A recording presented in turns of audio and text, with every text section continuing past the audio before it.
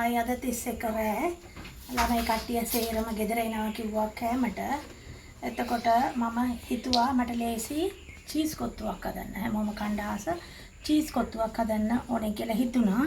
ඉතින් ඒකට මම පාවිච්චි කරන ඒවා තමයි මේව දැන් මම කපනවා.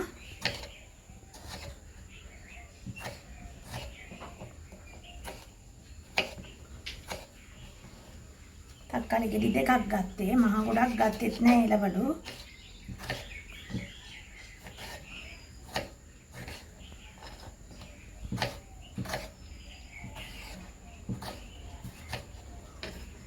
ඊට පස්සේ මම කැරට් ගත්තා. ඊට අමතරව ලීක්ස් ගත්තා, ගෝවා ගත්තා. එච්චරයි මම එළවලුවට ගත්තේ. ඉතින් දැන් එළවලු කපන මේ එළවලු ටික පොඩ කපනවා.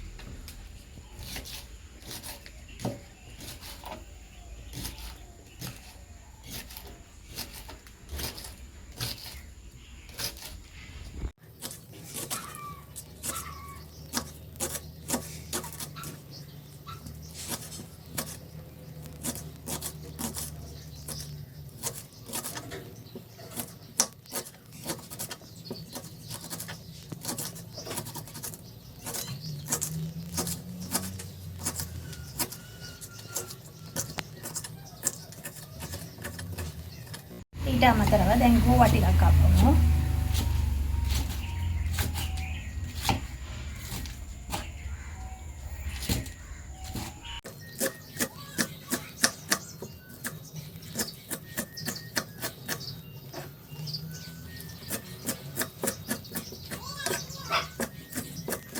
ටිකක් දාගමු.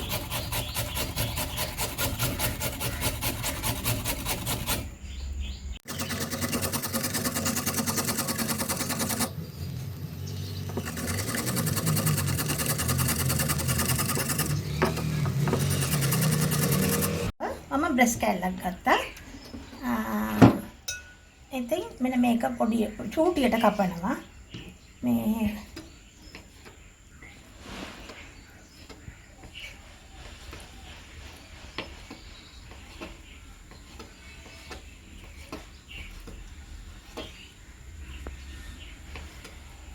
බලන්න චූටියට කපලා තියෙන්නේ.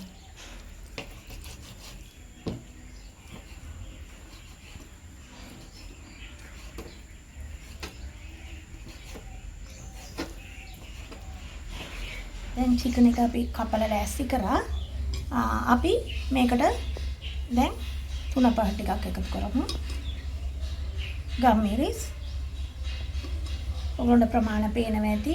කහ. ඊට පස්සේ ඔන්න මිරිස් කුඩු ඔක්කොම මේ සැර අනුව දාන්න. මම චුට්ටක් වැඩියෙන් දැම්මා. මොකද මම අනිත් ඒවට මිරිස් කුඩු දාන්නේ. ඊට පස්සේ ලුණු සල්පය ඇති වෙන්න ප්‍රමාණයට දාලා හොඳට කලවම් කරන්න. හැම එකටම වදින්න ඕනේ. හොඳට කලවම් කරන්න. හැම කෑල්ලටම වදින්න ඕනේ. නැත්නම් එක එක රහ එක එක විදියට මේක හොඳට කලවම් කරන්න. පිටක දාන්න.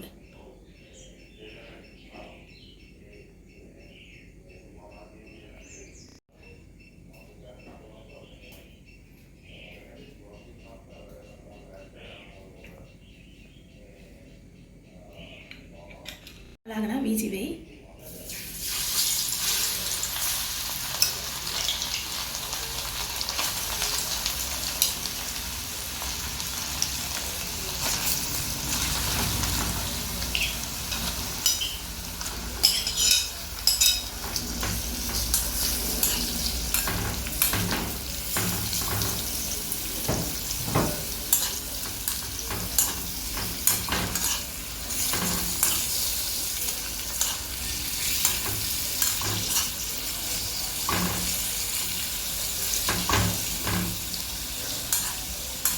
මේ මම තෙල් පොඩ්ඩකුත් එක්ක තමයි හදන්නේ. තෙල් ගණන් දකින්න නැති වුණා 1000 මේ පොල් බෝතලයක් ගත්තේ 1150යි.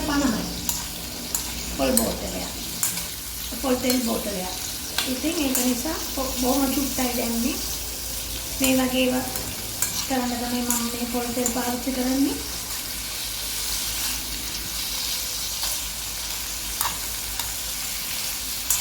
ඒ ටිකෙන්ම හොඳට තැම්බෙන්න අරින්න.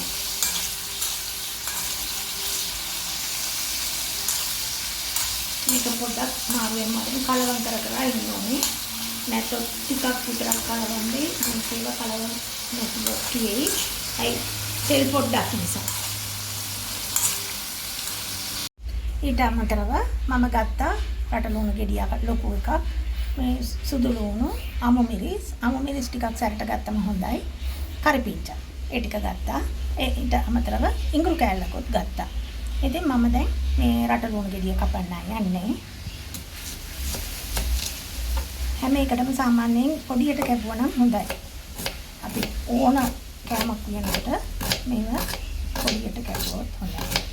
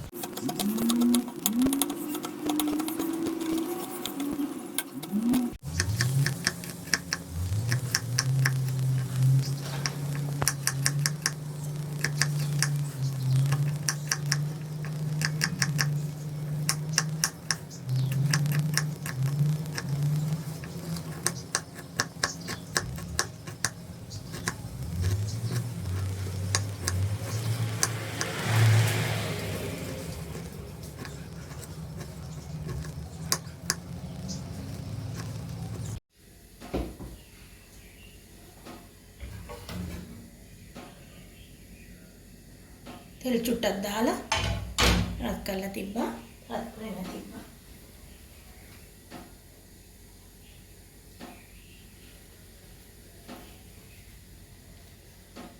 අමු මිරිස් ටික දැම්මා. ඊට පස්සේ රට ලුණු ටික දැම්මා. ඊට පස්සේ ඉඟුරු ටික දැම්මා. කරපිංචා දැම්මා. ඊට පස්සේ අන්තිමට සුදු ලුණු ටික දැම්මා.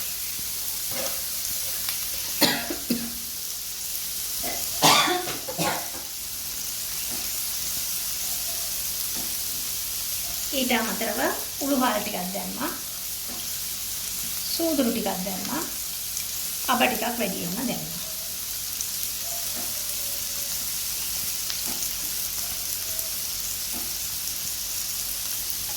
දැන් මේක පොඩ්ඩක් කර වෙනකන් ඉන්නවා.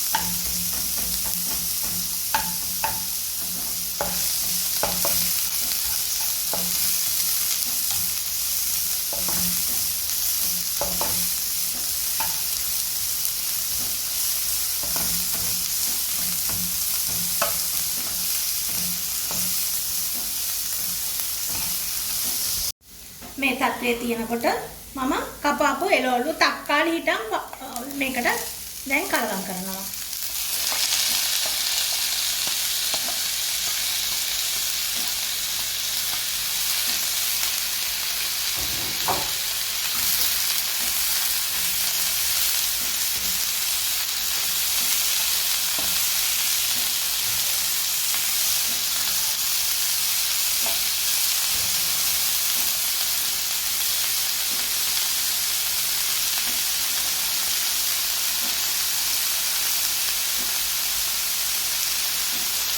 මේකට මම මිරිස් කුඩු ටිකක්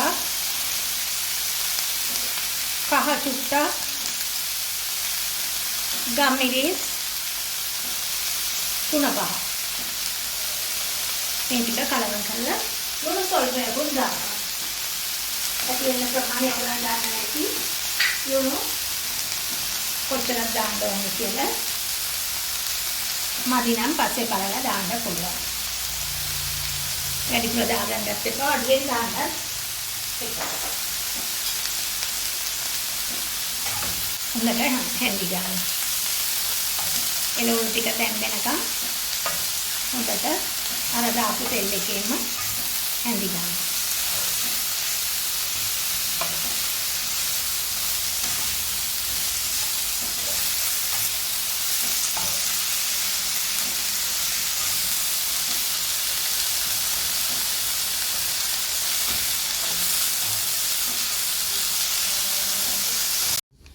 මම ගන්නේ වෙන ප්‍රීමාවකින් හදපු සන්රයිස් කොත්තු රොටි. කොත්තු රොටි තමයි මම හදන්නේ. මේ පැකට් එක ගෙනාවා. මේක ලේසි නිසා මේ පැකට් එක ගෙනාවා. මේක ගණන් 660 රුපියල් 660යි. ඊට අමතරව මට ඕන කරන්නේ මේ චීස් කොත්තුනේ හදන්නේ. චීස් හරි ගණන්. ඉතින් ඒක නිසා මේක ගත්තා රුපියල් 400යි. මේ දෙකට තමයි මම සෑහෙන ගාණක් ගියේ. රුපියල් 1000ක් ගියා. මේ චීස් ස්ලයිසස් අරගෙන චීස් කොත්තු හදන්න යන්නේ. ඉතින් අපි දැන් මේක කපලා බලමු කොහොමද තියන්නේ කියලා.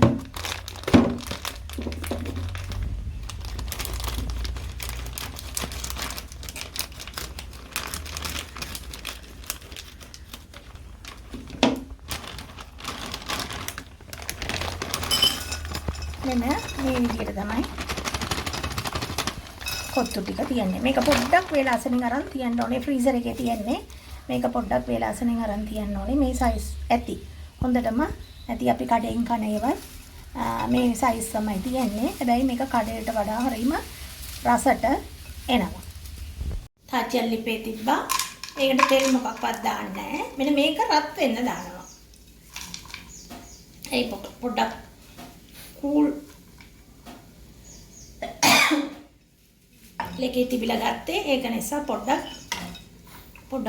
කරනවා. මේ ටික රත් කරලා ඉන්නවා. ඉතුරු ටික රත් කරනවා. කොත්තු ටික පොඩ්ඩක් රත් කරා. මොකද ඒ මම ෆ්‍රීසර් එකේ ඉඳලා ගත්ත නිසා පොඩ්ඩක් රත් කරලත් ගන්න ඕනේ. ඉතින් ඊට පස්සේ මේකට කලවම් කරා. අපි එළවලු මේකට කලවම් කරා. දැන් ඕගොල්ලෝ බලන්න ඕනේ මේකට ලුණු එම හොඳටම ඇතිද කියලා බලන්න ඕනේ. බලලා ඊට පස්සේ ඕගොල්ලෝ හදාගත්තා මොකද්ද මස් ටික හදාගත්තා. චිකන්. ඕගොල්ලන්ට ඕන චිකන් මටන් පාවිච්චි කරන්නත් පුළුවන්. ඕන එකක් පාවිච්චි කරන්න පුළුවන්. මම මේකට චිකන් එක ගත්තේ ඕගොල්ලන් දකින්න ඇති. මම චිකන් ගත්තේ. මේ චිකන් ටික දැන් මේකට දානවා. ටික හැමතැනම පැතිරෙන්න වගේ දානවා.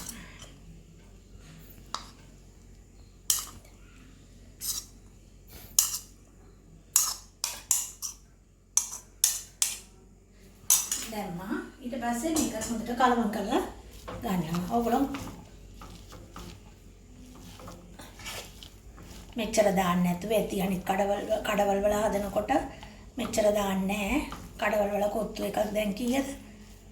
1000ක් 1000 ගානක් වෙනවා හොඳ කොත්තු. ඉතින් මෙන්න මේමයි හදන්නේ. ඉතින් මේම හදලා ඊට පස්සේ අන්තිමට චීස් ටික දානවා. මම ඒකත් පෙන්නන්නම් ඔයගලන්ට. වලට දෙහි ටිකක් දැම්මොත් හොඳයි.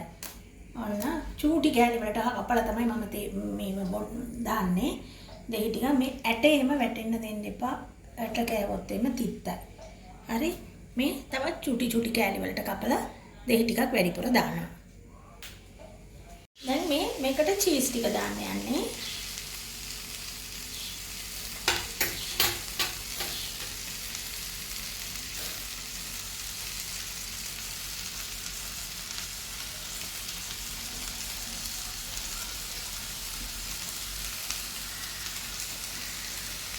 පොඩි කෑලි වලට කැපුවා.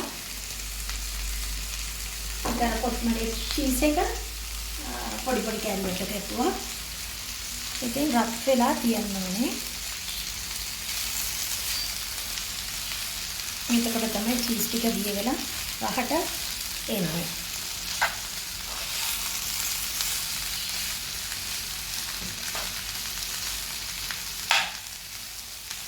මේකේ කඩෙන් චීස් කොත්තුවක් මම හිතන්නේ සෑහෙන ගණන් මේ ගෙදර එච්චරම වෙන්නේ නැහැ. අපි වෙනදා ගන්න එළවලුමයි. ඉතින්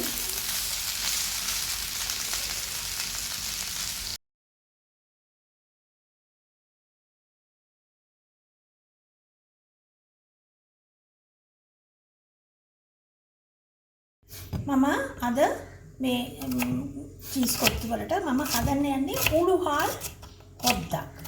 ඒ කියන්නේ මේ චිකන් දාලා තියෙන නිසා චිකන් හොද්දක් හදන්නේ මම. චිකන් කඩවල් වගේ නෙවෙයි මම ඇති වෙන්න දාපු නිසා මම චිකන් හොද්දක් නෙවෙයි හදන්නේ උළුහල් හොද්දක් හදන්නේ. උළුහල් හොද්දට මම රට ලුණු ගෙඩියක් ගත්තා. ඒක දානවා. ඊට පස්සේ ඒකට මම කලවම් කරන්න යන්නේ උළුහල් හොද්දට ගම්මිරිස් ටිකක් කහ චුට්ටක්. දැන් ඕගොල්ලන් අරකට සමාන කොත්තු සැරනම් මේක පොඩ්ඩක් ලාවට ගන්න. ඊට පස්සේ 3-5 කුරුඳු උළුහල්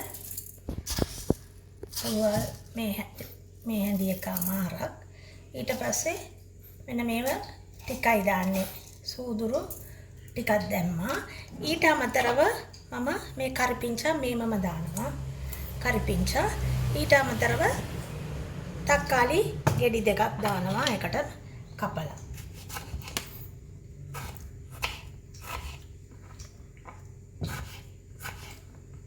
මේකට මේ උළුහල් හොද්දට කිරි දාන්නේ නැහැ. පොල් කිරියෙම දාන්නේ නැහැ. ඕන නම් ඕගලන්ට දාන්න පුළුවන්. මේක මේමම දානවා. මේකට දැන් සුදු ලුණු ටිකකුත් දාන්න ඕනේ. සුදු ලුණු ටිකක් ගත්තා. ගෙඩි 3 මේ කෑලි 3යි ගත්තේ. ඒ ටික දාන්න. මේක ඇත්තටම බෙහෙතක් වගේ. හරි. මේක දාලා දැන් මේකට වතුරු චුට්ටක් දාලා මේක ලිපේ තියනවා. මෙච්චරයි. මහා ගොඩක් තිබ්බේ නෑ. මේක අපි පොඩ්ඩයි තියන්නේ. මොකද මගේ කොත්තු ටිකක් සැරයි. ඒක නිසා මේක පොඩ්ඩක් සැර අඩුවෙන් පාටත් අඩුයි. මේක තැම්බිලාවම හොඳට තියෙයි. අන්තිමට ලුණු බලලා දාන්න. දැම්ම දාන්න එපා.